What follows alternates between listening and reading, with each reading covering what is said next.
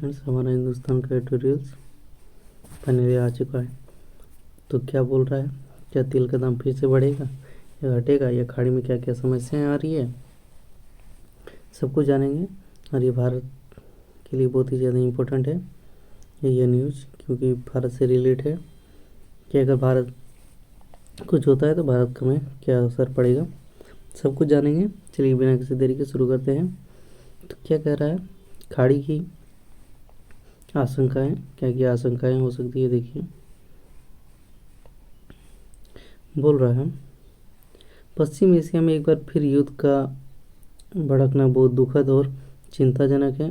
रविवार देर रात ईरान और इजराइल पर किए गए मिसाइल हमले के जवाब में इजरायली रक्षा बलों ने सोमवार तड़के के सैन्य ठिकानों पर हमला कर दिया। फिर क्या कर रहा है, बीती 8 अप्रैल को हुए फौरी युद्ध विराम की धज्जियां उड़ गई। दोनों पक्ष एक दूसरे के लिए जिस तरह की भाषा का प्रयोग कर रहे हैं उससे चिंता बहुत बढ़ गई है। युद्ध के मोर्चे पर कभी हो तो कभी ना का अमेरिका रवैया जारी है। फिर क्या कर रहा है, बोल रहा है, डोनाल्ड ट्रंप की बातों से ऐसा लग रहा है कि वो इजराइल को किसी भी हमले से रोकेंगे, मगर अब राष्ट्रपति ट्रंप ही नहीं, पूरा अमेरिकी सत्ता प्रतिष्ठान जल्दी से जल्दी युद्ध को ख़त्म करने पर आमादा दिख रहा है। मतलब चाहता है कि युद्ध खत्म हो। इन नए हमलों में न जाने कितने लोग मारे जाएंगे।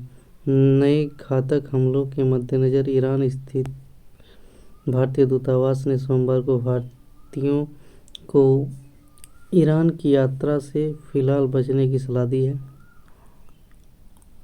और ईरान में मौजूद भारतीय नागरिकों से भी किसी भी साधन से देश छोड़ने के लिए कह दिया गया है।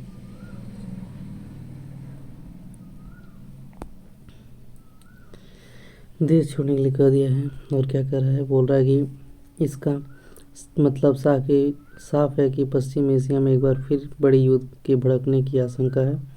और युद्ध की ताज़ा आग के पीछे मुख्य कारण क्या है, तो गौर करने की बात है कि इजराइल 28 फरवरी के बाद से ही लेबनान को लगातार निशाना बना रहा है। लेबनान में मौजूद हिजबुल्लाह को तबाह करने के मकसद से इजराइल लगातार हमले कर रहा है, उसको तबाह करना चाह रहा है। फिर क्या कर रहा है, हालांकि लेबनान या हिजबुल्लाह की ओर से भी इजराइल पर हमले हो रहे हैं, लेकिन कोई दो राय नहीं है कि इजराइल के हमले बहुत घातक हैं।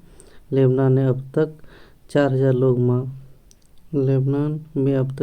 लोग मारे जा चुके हैं और अभी ईरान ने लेबनान को बचाने के लिए ही इजराइल को निशाना बनाया है।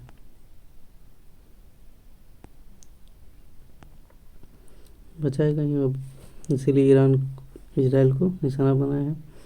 अब देखिए क्या होता है। तो बोल रहा है, बहरहाल ये बात छिपी नहीं है कि पश्चिम एशिया में आतंकी प्रवृत्ति के अनेक संगठन हैं जो लंबे समय से इजराइल को निशाना बनाते आ रहे हैं। लंबे समय से किसको बना रहा है, इजराइल को निशाना।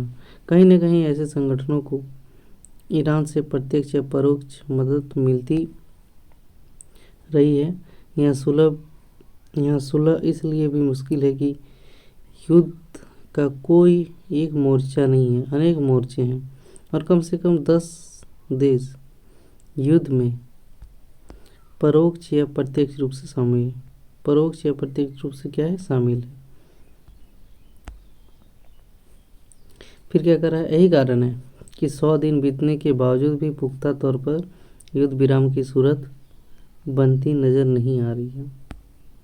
मतलब युद्ध रोकने का नाम ही नहीं ले रहा है। फिर क्या कर रहा है, खाड़ी की नई अशांति ने पूरी दुनिया की आशंकाओं को नए सिरे से बढ़ा दिया है। दुनिया में ऊर्जा संकट कायम है और पर धीरे धीरे लोग हालात से तालमेल बैठाने लगे थे। कच्चे तेल का भाव भी कमोबेश स्थिर होने लगा था, क्योंकि बीते दिनों में सक्षम देशों ने अपने अपने तेल की एक नई व्यवस्था खड़ी कर ली है।